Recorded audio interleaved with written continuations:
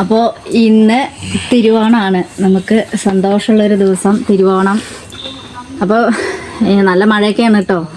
അപ്പോൾ കുറച്ച് വിഭവങ്ങളൊക്കെ ഞാനിപ്പോൾ ഉണ്ടാക്കിയിട്ടുണ്ട്, ഇനി ഉണ്ടാക്കാനുണ്ട്. അപ്പോൾ അതൊന്ന് കാണിച്ചു തരാം. കുറച്ച് വിഭവങ്ങളൊക്കെ ആയിട്ടുണ്ട് കേട്ടോ. അപ്പോൾ അതൊക്കെ ഒന്ന് കാണിച്ചു തരാം. ഇതാണ്ടോ, ഞാൻ ഉപ്പേരി വെച്ചിട്ടുണ്ട്, പയറ്, പിന്നെ ഇതൊക്കെ റെഡിയായി.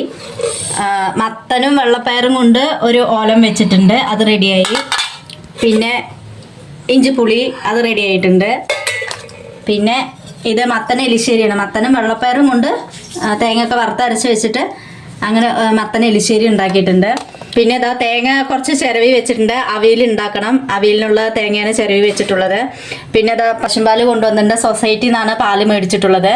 അപ്പോൾ ഇന്ന് പായസം വെക്കുന്നത് ഇതുണ്ടോ, അടയാണ് ഞങ്ങളിന്ന് വെക്കുന്നത്. പായസം തിരുവോണമായിട്ട് അടയാണ് വെക്കുന്നത്. പപ്പടം കാച്ചാനുണ്ട്, പഴം മുഴുങ്ങാനുണ്ട്, അങ്ങനെ വേറെ കുറച്ച് ഐറ്റംസും കൂടി ഉണ്ടാക്കാനുണ്ട്. അപ്പോൾ അതും കൂടി ചെയ്യാൻ പോവുകയാണ്. പൂവിട്ടതിന് ശേഷം വേണം എനിക്കിത് ചെയ്യാൻ. നല്ല മഴയാണ്.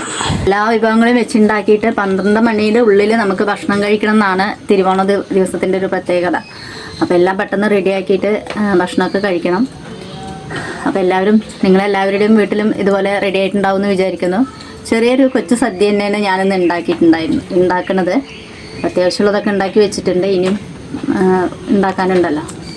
അപ്പോൾ ഞങ്ങളുടെ കിങ്ങിണി വ്ളോഗ്സ് ചാനലിൻ്റെ പേരിലും എല്ലാവർക്കും എൻ്റെ ഹൃദയം നിറഞ്ഞ തിരുവോണ ദിന ആശംസകൾ ഞാൻ നേരുന്നു. അപ്പോൾ എല്ലാവർക്കും ഈ വീഡിയോ ഇഷ്ടമാണെങ്കിൽ ഒന്ന് ലൈക്ക് ചെയ്യണം, സബ്സ്ക്രൈബ് ചെയ്യണം, ഷെയർ ചെയ്യണം. ആദ്യമായിട്ടാണ് ഞങ്ങളുടെ ഈ വീഡിയോ കാണുന്നതെങ്കിൽ എല്ലാവരും സബ്സ്ക്രൈബ് ചെയ്യണം, ലൈക്ക് ചെയ്യണം, ഷെയർ ചെയ്യണം.